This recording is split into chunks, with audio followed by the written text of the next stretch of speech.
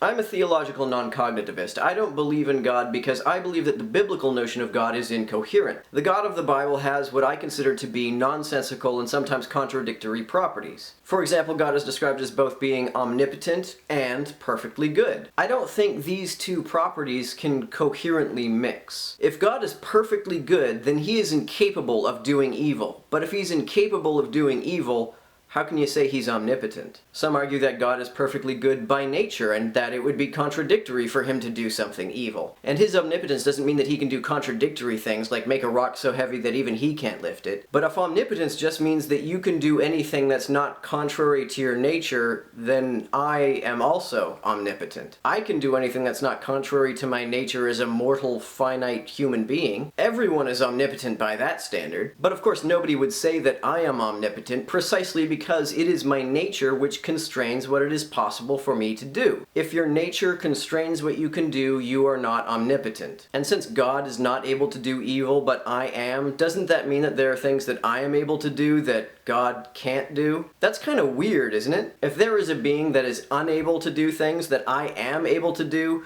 then that being is not omnipotent. Think of it this way, if there were a being that were as powerful as possible but not constrained by morality, then that being could do any possible good thing and any possible bad thing. If that being were to become perfectly good by nature, then what would happen to that being's powers? They would be reduced. That being would become less powerful. A morally perfect God is not an all-powerful God, nor is it even a maximally powerful God. It's not even as powerful as it is possible for a being to be. A being that is truly as powerful as it is possible for a being to be would be capable of doing evil. Another objection I hear to this argument is that, well, God can do evil, he just never does. But I don't think this is compatible with the idea of perfect goodness. If God has the power to do evil, in other words, if he has the potency to do evil, then he is potentially evil. A God that is potentially evil is not a God that is perfectly good. So either God is capable of doing evil and therefore not perfectly good, or God is incapable of doing evil and is therefore not maximally powerful.